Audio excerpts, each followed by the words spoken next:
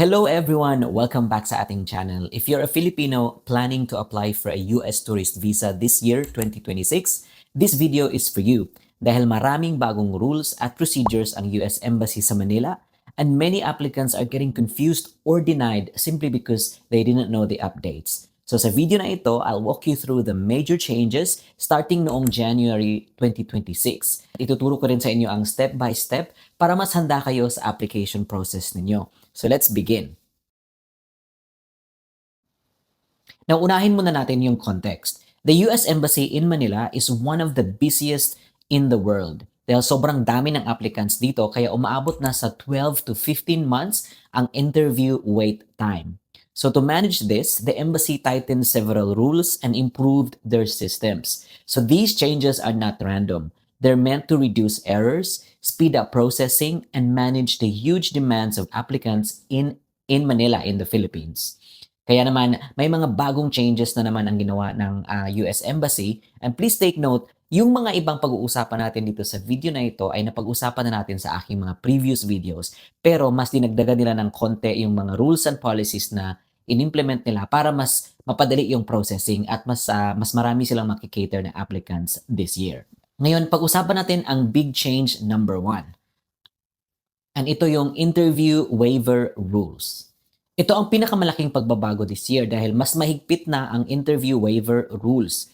Kaya starting noong January 2026, only B1 and B2 renewals within 12 months of expiration can only qualify for the interview waiver. So your previous visa must have been issued for full validity. So dapat na-issue yung visa nyo, full na 10 years yung validity ng visa. And you must have been 18 years old or older when your last visa was issued. If you've ever been refused a visa, kahit na approved ka later on, hindi ka pa rin eligible.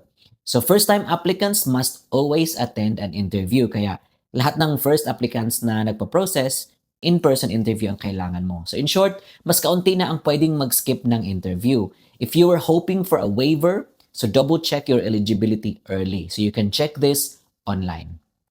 The second big change is the mandatory two-step appointment system. So next, fully implemented na ang two-step appointment system sa Manila. Hindi na pwedeng same day ang biometrics at interview. You must complete the biometrics at the Visa Application Center or VAC. Meron akong ginawang video dito sa aking mga previous na mga in-upload. Kaya kung gusto niyo mapanood yun, hanapin niyo lang doon sa mga videos na in-upload ko. So interview at the US Embassy, these are the important reminders. If you miss your biometrics appointment, canceled automatically ang interview mo. So yun ang dapat mong tandaan.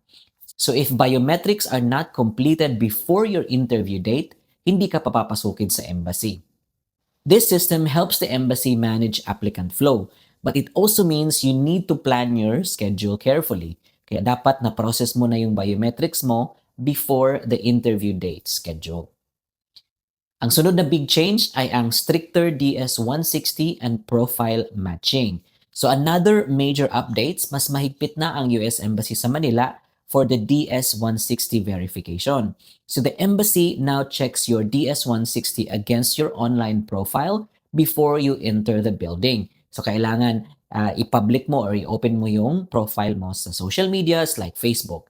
And if there's any mismatch like your name, passport number, birth date, DS-160 confirmation number, your appointment may be canceled on the spot. Kaya dapat klaro at magmamatch lahat ng mga information natin doon. You must submit your DS-160 before booking any appointment. So bringing the wrong DS-160 confirmation page means no interview. Kaya napaka-strict na nila ngayon pagdating sa ating mga dinadalang documents. So maraming applicants ang nauuwi sa rescheduling dahil dito. Kaya i-triple check lahat ng mga information at details sa mga forms na dala-dala ninyo. Ngayon, ang pang-apat na big change naman ay ang document screening at the gate doon sa embassy sa Manila. So starting this year, may pre-screening checkpoint na sa labas ng embassy sa Manila. So before you enter, staff will and they will check your passport, appointment confirmation number, your DS-160 confirmation, proof of completed biometrics documents na galing doon sa VAC, and if anything is missing or incorrect, you'll be asked to leave and reschedule. Kaya strict na nila. This helps reduce delays inside dun sa embassy, but it also means you must be fully prepared before arriving. So kailangan lahat ng mga documents natin ay ready, complete, at all the information are correct. So ang number 5 na big change sa US Embassy sa Manila ay ang tighter screening for weak ties cases. Although not an official rule change, mas stricto ngayon ang consular officer sa pag-evaluate ng ties to the Philippines sa lahat ng mga applicants nila sa Pilipinas. So mas tinitignan na nila ngayon ang mga first-time travelers at kung young at single applicant ka at yung mga newly issued passports. At isa pa doon yung limited financial documents and applicants sponsored by relatives sa US.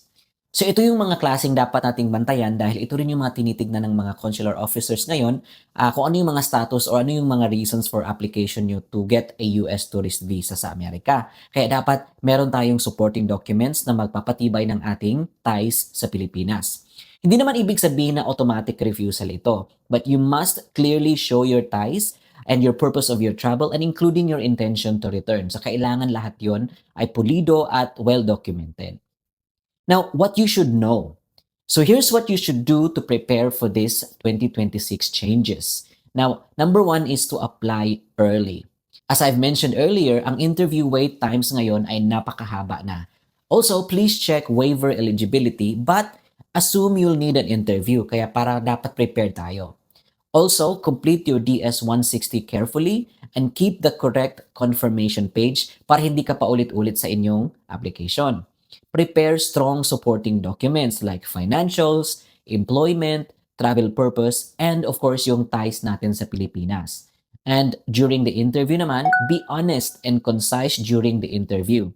Preparation is still your best advantage, kaya dapat prepared tayo at maging honest tayo sa lahat ng ating mga answers. Now guys, if you found this video helpful, don't forget to like, subscribe, and share this with someone applying for a US visa. You can also comment below if you want a video on how to pass the US visa interview or how to strengthen your ties para naman pag-usapan natin yan sa ating mga next at future video updates. Thanks for watching guys. Good luck sa application ninyo and God bless.